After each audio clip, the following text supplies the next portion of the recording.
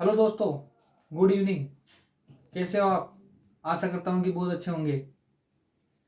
आज तेरे लिए वक्त का इशारा है, देखता ये जहां सारा है। आज तेरे लिए वक्त का इशारा है, देखता ये जहां सारा है।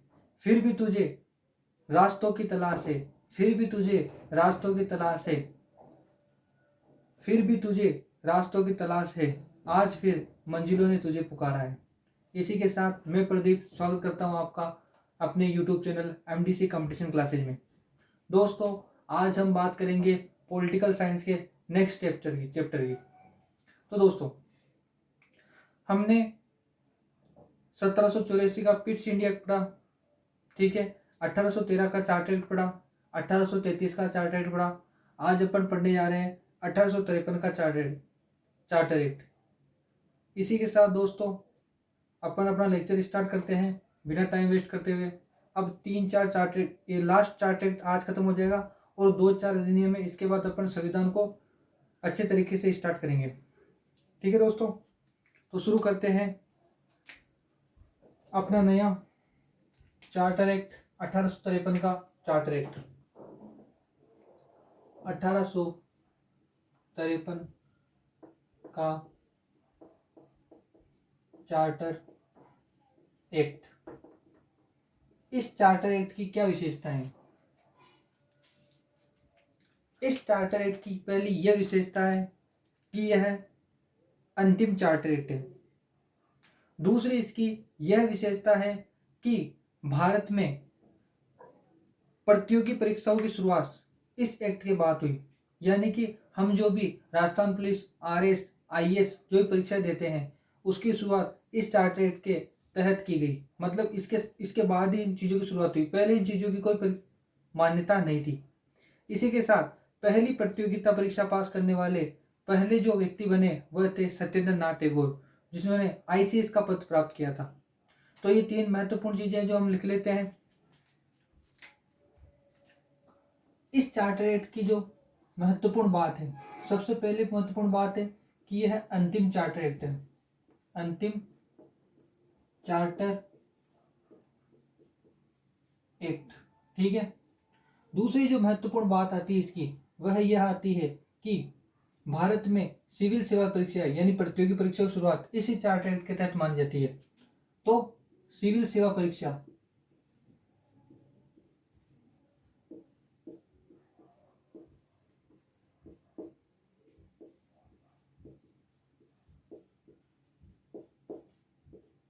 इसी चार्टर एक्ट के तहत मानी जाती है। और तीसरा, जो जब सिविल सेवा परीक्षा हुई तो किसी व्यक्ति का चयन होता है, प्रतियोगी परीक्षाओं में किसी व्यक्ति का चयन किया जाता है। उसी प्रकार जो पहले व्यक्ति बने जो प्रतियोगी परीक्षाओं में चुने गए वो थे आईसीएस, प्रथम आईसीएस सत्येंद्र नाथ टैगोर, ठीक है। तो जो प्रथम आईसीएस बने, मतलब प्रतियोगी परीक्षा में पास होने वाले प्रथम व्यक्ति कौन बने? सत्येंद्र नाथ टैगोर।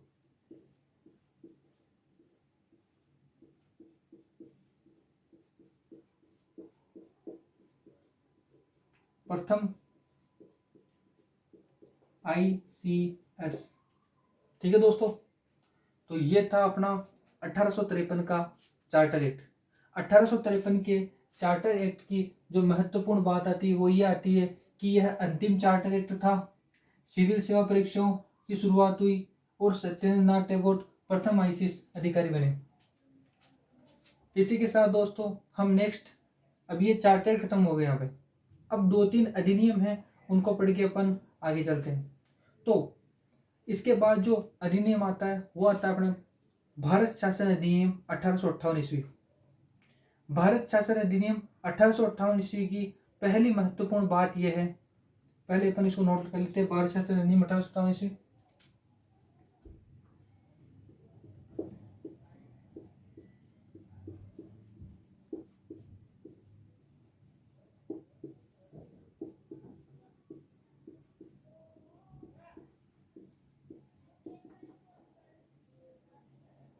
भारत शासन अधिनियम 1858 ईस्वी की महत्वपूर्ण बातों को अपन पहले जान लेते हैं कि क्या क्या हुआ इसमें। तो भारत शासन अधिनियम 1858 ईस्वी की पहली बात तो यह है कि जो अपन ने पिट्स इंडिया एक्ट पढ़ा 1784, उसके तहत सबसे पहले द्वैत शासन व्यवस्था की शुरुआत हुई। उस देश शासन व्यवस्था का अंत इसी चार्टर एक्ट के द्वारा किया गया। ठीक है दोस्तों, दूसरा जो महत्वपूर्ण पॉइंट आता है इसके बारे में वो ये आता है कि जब 1857 की क्रांति हुई भारत में और जब उसका अंत हुआ तो उसका परिणाम यह निकला कि जो भारत का जो शासन ईस्ट इंडिया कंपनी के पास था उसको उससे छीनकर ब्रिटिश संसद ने ब्रिटिश क्राउन के हाथों में दे दिया। इस अधिनियम की तीसरी महत्वपूर्ण विशेषता ये आती है कि भारत शासन अधिनियम 1858 के द्वारा जो गवर्नर जनरल था इसका पदनाम बदलकर क्या कर दिया गया, वायसराय कर दिया, और भारत के प्रथम वायसराय लॉर्ड कैनिंग बने। ये चार महत्वपूर्ण चीजें आती है भारत शासन अधिनियम 1858 ईस्वी की। तो मैं आपको नोट करा देता हूँ और आप अपने नोटबुक में इसे नोट कीजिए। दोस्तों, मैं जो आपको चीज़ें पढ़ाऊँगा ये 100% आपकी जो प्रतियोगी परीक्षा होगी, जो भी परीक्षा होगी उसमें इसमें से एक ना एक क्वेश्चन पूछा जाएगा। इसीलिए दोस्तों आप नोट करते रहिए, नोट्स बनाते रहिए, मेरे साथ बने रहिए शुरू से लेकर एंड तक। ठीक है दोस्तों, तो मैं बताता हूँ आपको आगे कि भारत शासन अधिनियम जो 1858 ईस्वी था इसकी सबसे महत्वपूर्ण विशेषता पहले है कि 1784 के द्वारा जो पिट्स इंडिया एक्ट था उसके द्वारा जो देश शासन व्यवस्था शुरू की गई वो खत्म कर दी गई। तो इसमें क्या लिखेंगे अपन, द्वैध शासन व्यवस्था का अंत। ठीक है, 1784 में जो पिट्स इंडिया एक्ट के द्वारा जो देश शासन व्यवस्था की शुरुआत हुई थी वो इसी अधिनियम में खत्म कर दी गई। दूसरा पॉइंट जो आता है वो क्या आता है, तो दूसरा पॉइंट जो आता है 1858 का भारत शासन अधिनियम, उसका जो दूसरा पॉइंट आता है वो ये आता है दोस्तों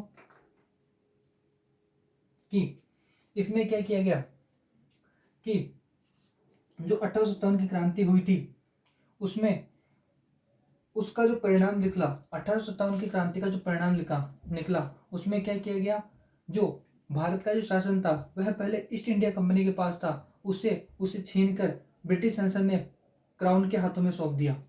ठीक है, 1857 की क्रांति के बाद भारत का शासन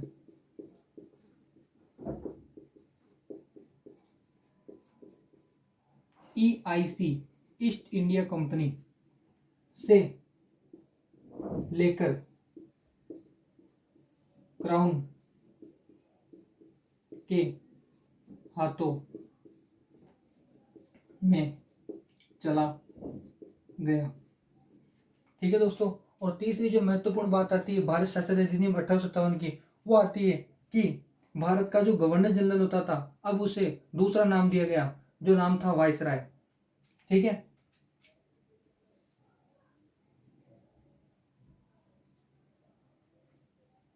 ठीक है, तो गवर्नर जनरल का पद नाम बदलकर क्या कर दिया गया, वायसराय कर दिया गया। और नोट लगा के लिखिए, भारत का जो प्रथम वायसराय बना, नोट लिख रहे हैं, ठीक है, नोट, भारत का प्रथम वायसराय कौन बना, लॉर्ड कैनिंग।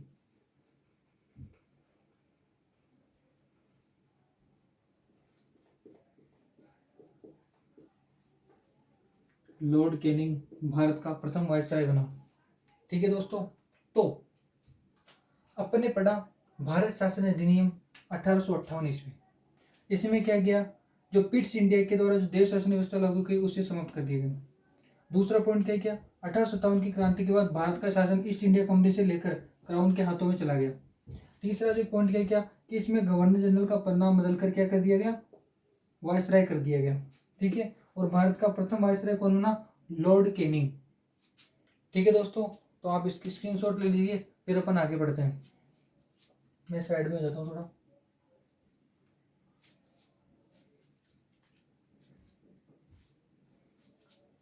तो दोस्तों आपने स्क्रीनशॉट ले लिया होगा। अब चलते हैं अपन आगे। अब थोड़े 2-4 नियम और इसके बाद अपना संविधान शुरू हो जाएगा। शुरू से कितने भाग है, कितनी अनुसूचियां हैं, ठीक है, कितने अनुच्छेद हैं, ठीक है, क्या क्या इसमें प्रावधान है, कौन सा भाग किसमें क्या बोला जाता है, भाग 1 में क्या है, भाग 2 में क्या है, भाग 3 में क्या है। ठीक है दोस्तों, तो अपन अब आगे चलते हैं। तो अपन ने पढ़ा 1853 का चार्टर एक्ट, 1858 का भारत शासन अधिनियम। अब चलते हैं अपन अगला जो महत्वपूर्ण अधिनियम आता है, भारत शासन अधिनियम 1909। भारत शासन अधिनियम 1909 जिसे मार्लेमेंटो अधिनियम भी कहा जाता है। ठीक है दोस्तों, अच्छा उसके बारे में पहले मैं नोट कर लेता हूँ। तो अब आता है अपने पास भारत शासन अधिनियम, कौन सा, 1909। इसे क्या कहा जाता है, मार्लेमेंटो अधिनियम, मार्लेमेंटो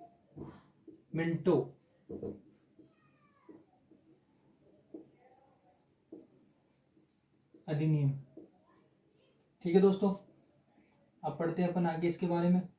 इसको पढ़ने से पहले मैं आपको बताता हूँ कि इसमें क्या क्या चीजें हैं। भारत शासन अधिनियम 1909 जिसे मार्लेमेंटो अधिनियम भी कहा जाता है।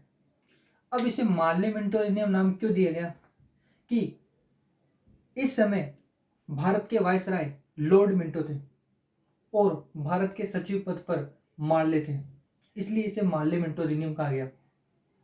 भारत शासन अधिनियम 1909 की सबसे महत्वपूर्ण चीज क्या थी, क्यों इसे महत्वपूर्ण माना जाता है, क्या इसमें यह बात थी कि इसको महत्वपूर्ण माना गया। तो इसमें क्या हुआ, सबसे पहले सांप्रदायिक निर्वाचन प्रणाली की शुरुआत हुई। अब सांप्रदायिक निर्वाचन प्रणाली क्या है, ये उठता है अपना क्वेश्चन। तो इसका उत्तर ये होता है कि सांप्रदायिक निर्वाचन प्रणाली, इसमें क्या होता है, जैसे कोई मुसलमान है तो मुसलमानों से ही उसका प्रतिनिधि चुना जाता है। मतलब कि जैसे अपना सिख है, ईसाई हैं, तो उसमें उनके जो अध्यक्ष होते हैं उनकी नियुक्ति उसी संप्रदाय से होती है। इसे बोला जाता है सांप्रदायिक निर्वाचन प्रणाली। सांप्रदायिक निर्वाचन प्रणाली का जनक लॉर्ड मिंटो को कहा जाता है।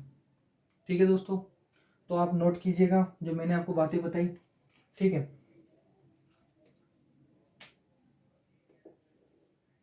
भारत शासन अधिनियम 1909। ठीक है, तो मैंने बताया कि आपको कि इसमें क्या हुआ, सांप्रदायिक निर्वाचन प्रणाली सबसे महत्वपूर्ण बात। सांप्रदायिक, मैं इसको बड़े अक्षरों में क्यों लिख रहा हूं, क्योंकि इसमें यही महत्वपूर्ण बात है, सांप्रदायिक निर्वाचन प्रणाली।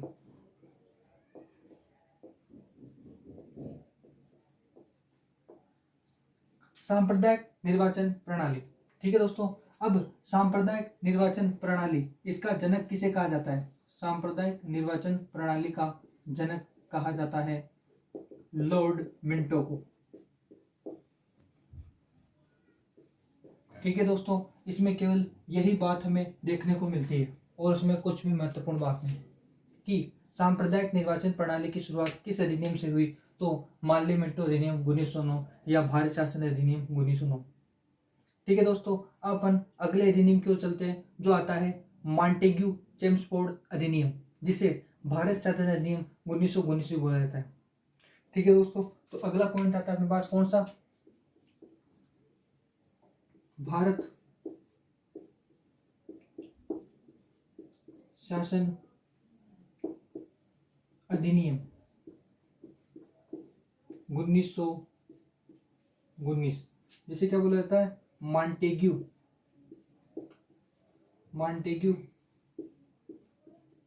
चेम्सफोर्ड अधिनियम, मॉन्टेग्यू चेम्सफोर्ड अधिनियम। अब दोस्तों मॉन्टेग्यू चेम्सफोर्ड अधिनियम, अब इसकी क्या महत्वपूर्ण बात है, क्या इसमें विशेषता है, क्यों इसे इतना महत्वपूर्ण स्थान दिया जाता है। जिस प्रकार अपन ने पढ़ा कि भारत शासन अधिनियम 1909 की विशेषता है सांप्रदायिक निर्वाचन प्रणाली, जिसका जनक लॉर्ड मिंटो को कहा जाता है। उसी प्रकार भारत शासन अधिनियम 1919 यानी कि मॉन्टेग्यू चेम्सफोर्ड अधिनियम 1919 की सबसे महत्वपूर्ण 3 चीजें आती है। पहली चीज तो ये आती है कि मॉन्टेग्यू चेम्सफोर्ड अधिनियम 1919 में क्या हुआ, सबसे पहले भारत में द्विसदनीय व्यवस्था यानी कि 2 सदनों की व्यवस्था किस अधिनियम के तहत की गई, तो भारत शासन अधिनियम 1919 यानी मॉन्टेग्यू चेम्सफोर्ड अधिनियम 1919 के द्वारा की गई। 2 सदन किस प्रकार, जैसे अपने राज्यसभा और लोकसभा है, उसी प्रकार 2 सदनों की व्यवस्था सबसे पहले किस अधिनियम के तहत देखने को मिलती है, तो मॉन्टेग्यू चेम्सफोर्ड अधिनियम के तहत देखने को मिलती है। दूसरा पॉइंट क्या आता है कि इसमें देश शासन व्यवस्था की वापस शुरुआत हुई। जिस प्रकार पहले 1784 के पिट्स इंडिया एक्ट के द्वारा द्वैध शासन व्यवस्था को समाप्त कर दिया गया, उसी प्रकार वापस द्वैध शासन व्यवस्था की शुरुआत 1919 के मॉन्टेग्यू चेम्सफोर्ड अधिनियम के तहत हुई। इसे आगे 1933 में समाप्त किया जाएगा।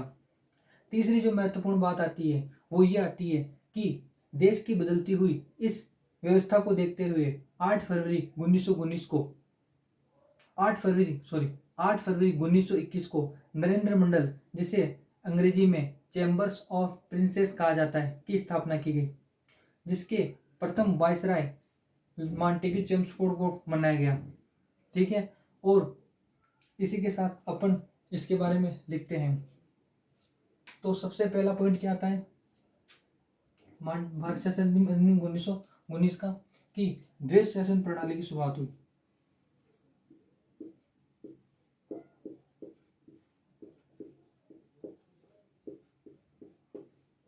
पहले देश शासन प्रणाली 1784 के पिट्स इंडिया एक्ट के लागू हुई, फिर वापस इसे समाप्त करे गया 1858 में, और फिर वापस इसकी शुरुआत हुई 1919 में। ठीक है, दूसरा जो पॉइंट आता है इसका वो क्या आता है अपने पास दोस्तों,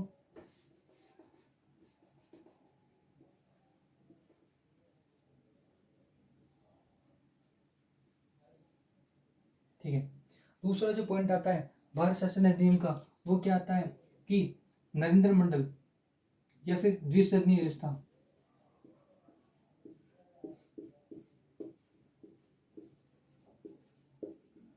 दो सदनों की जो व्यवस्था हुई वो इसी एक्ट के तहत, अधिनियम के तहत हुई। तीसरा जो पॉइंट आता है वो आता है नरेंद्र मंडल की स्थापना। नरेंद्र मंडल, जिसे इंग्लिश में क्या कहा जाता है, चैम्बर ऑफ प्रिंसेस, नरेंद्र मंडल, जिसे इंग्लिश में क्या कहा जाता है, चैम्बर ऑफ प्रिंसेस। ठीक है, नरेंद्र मंडल के जो प्रथम अध्यक्ष बने वो बने मॉन्टेग्यू चेम्सफोर्ड।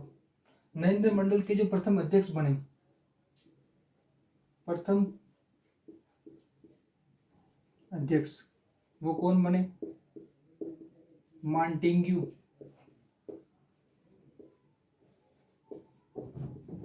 चेम्सफोर्ड।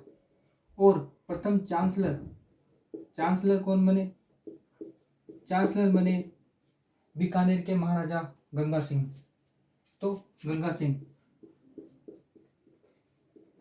इसके प्रथम चांसलर बने। इसी के साथ दोस्तों मैं आपसे आज विदा लेता हूँ, क्योंकि अपन क्या करेंगे, ज़्यादा जोर नहीं देंगे, अपन को जितना अपन को याद होगा अपन उतना ही पढ़ेंगे। आज मैं आपको ये 4 अधिनियम कराए, 1853 का चार्टर एक्ट, भारत शासन अधिनियम 1909 जिसे मार्ले मिंटो अधिनियम भी कहा जाता है, इसके बाद भारत शासन अधिनियम 1919 जिसे मॉन्टेग्यू चेम्सफोर्ड अधिनियम कहा जाता है, इसके बाद अपन ने पढ़ा ये पढ़ा। ठीक है, अब दोस्तों तो आप वीडियो को देखिए, अच्छी तरीके से समझने की कोशिश कीजिए, अगर समझ में नहीं आता है तो कमेंट बॉक्स में बताइए, मैं आपको वापस बताऊंगा। ठीक है, और लाइक कीजिए, शेयर कीजिए अपने दोस्तों को, सब्सक्राइब कीजिए और बेल आइकन दबाना ना भूलें। ठीक है दोस्तों, गुड नाइट।